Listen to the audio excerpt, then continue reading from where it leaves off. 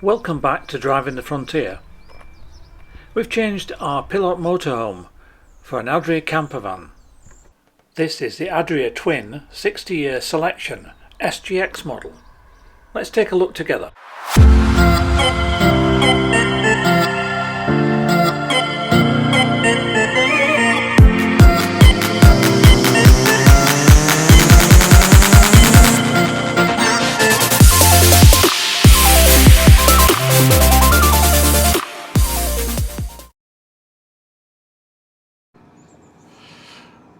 Okay, well, let's have a look inside.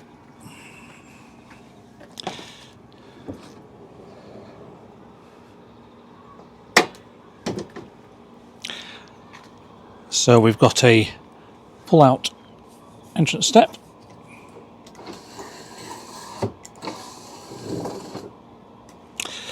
and this is the interior. Now, if you can hear a little hum, I've put the diesel heater on because it's a little bit cold outside. Just close the door and we'll take a quick look around. So obviously the Fiat cab at the front,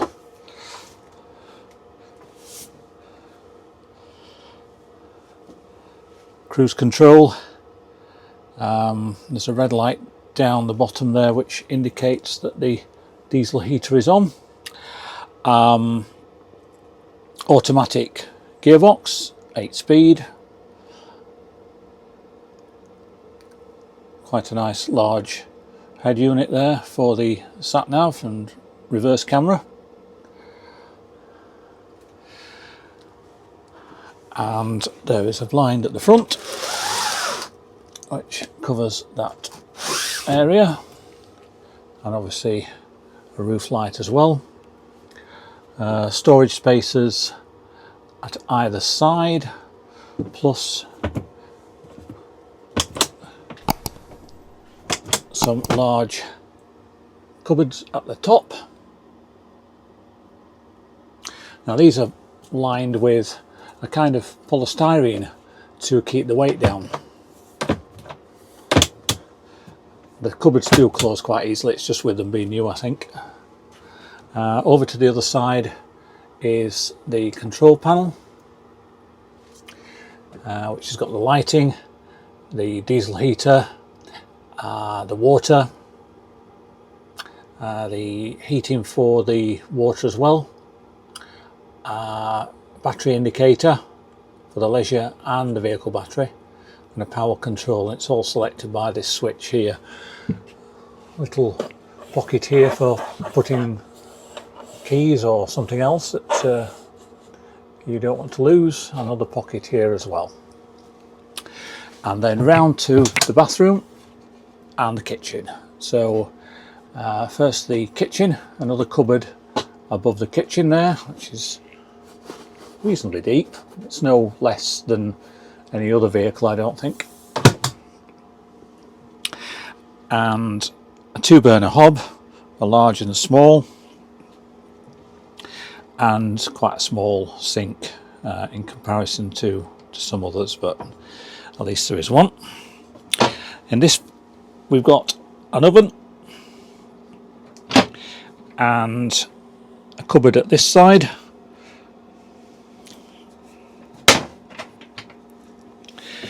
and a large drawer at the bottom.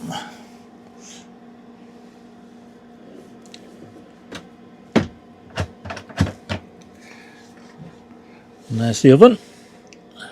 Taking all the bits out from inside so it doesn't vibrate. And then round to the washroom. So quite a nice sink, a switch for the light, a mirror, a cupboard over the top for your lotions and potions, a place to hang items to dry.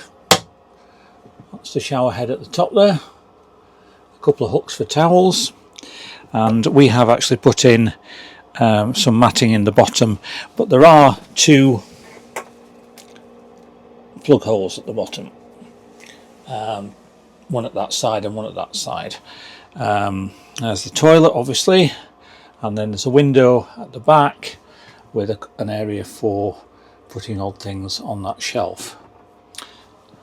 Here's a tambour door that pulls round to close off the washroom, and to actually use the shower you pull this across here, it clips back on a magnet, and then if you can see there, that is your entire shower area, which is a reasonable size really. Not too bad at all.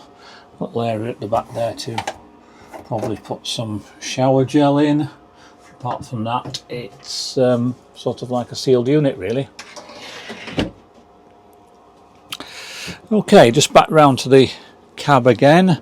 So there are LED lights all the way round the top. There is a light in the kitchen, which I understand works like that. And then there are some reading lights just at the top there, which are quite neat. Again, lights all the way around the front. TV bracket here, which I've yet to do. 2 driving seats and the cushions.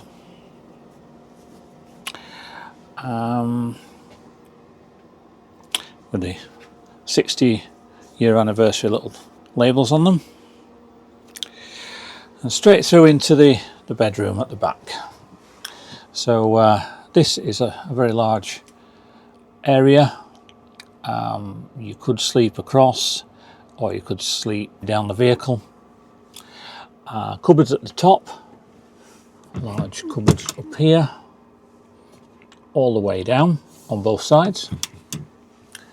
A roof window at the top, blinds and fly screens all the way around. Yeah, quite a nice, pleasant area as well. You'll just see at the back there, there are 2 reading lights as well. Lights underneath the cabinets and lights on the top. Now, they are dimmable by a switch on this side. If I can work out how it actually works. So the lights will dim down and go back up to whatever level you require. That's the case on both sides, so that's quite useful. And the main benefit of this area is the storage underneath. So to do that, you need to pull the edges of the bed in so that when it goes up on the lift, it doesn't catch the cupboards above. Okay, so there's a button here in the kitchen to be able to put the bed up. So we'll do that now. And as you can see, the mattress just goes between the cupboards. Okay. So underneath it is lit as well. And I'll just take you in here so that you can see. Obviously the blinds are down at the moment, so I can put those down from here if I wish, let a bit more light in. So at this end here is the gas tank for the oven and for heating the hot water on this particular model. In here is a large storage area, which is quite useful, and a similar size one next to it. Over this side is the freshwater tank, and the wastewater tank is underslung under the vehicle. So it's not high enough to stand up in here, but it's still high enough for putting bikes in or other storage items on the floor at the back. In fact, you could probably put a little chair in here and sit underneath and use this as a workspace if you really needed to put your laptop on or whatever, look out the window. But you'd probably do that from the front anyway.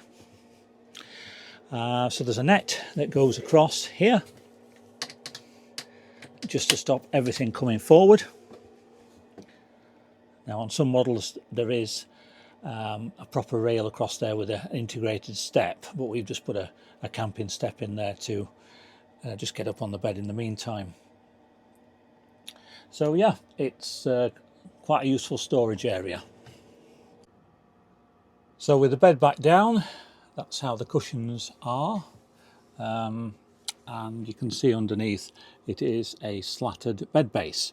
Now something I forgot to show you whilst we were down this end, of course, is the fridge. And this is the fridge here. It's not as big as the one we had in the previous motorhome, but it should work reasonably well.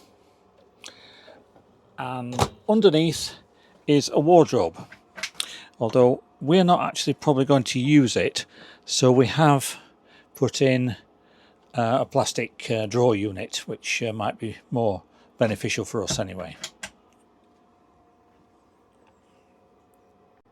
This fridge is a compressor style, so the controls for it are here at the top, and it just works off the 12 volt or the mains voltage on the vehicle.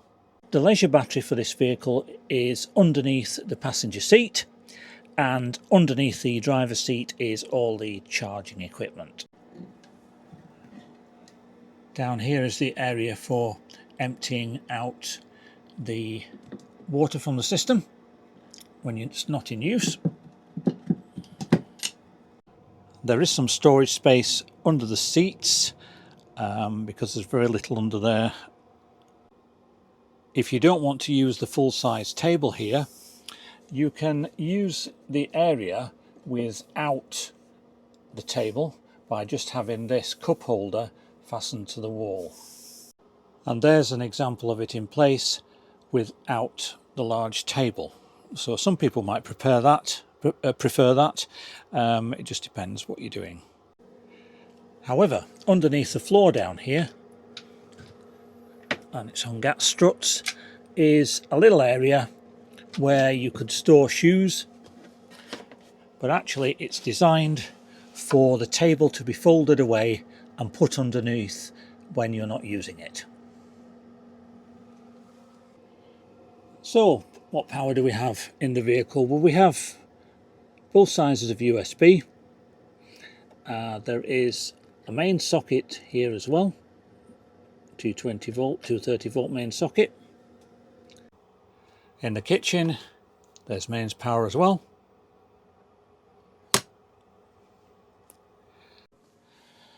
In the spotlights at the back there are USBs at both sides.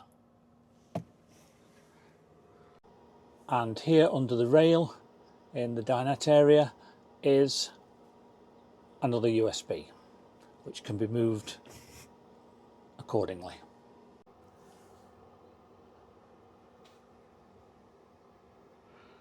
So there we have it, and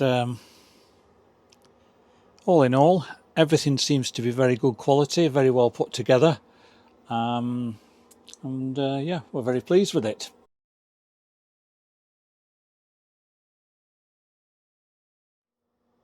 So thanks for watching. Hopefully soon we'll be able to have a camping road test, although we have driven it, but we've not stayed in it yet, and it drives really well. I'm very impressed with the automatic and just the whole feel of it. It's so much better than the coach-built Pilote that we had before. The whole thing just drives completely differently, and it's a joy to drive. So like I say, once we get using it, and we'll show you where we get to, hopefully in the next couple of weeks.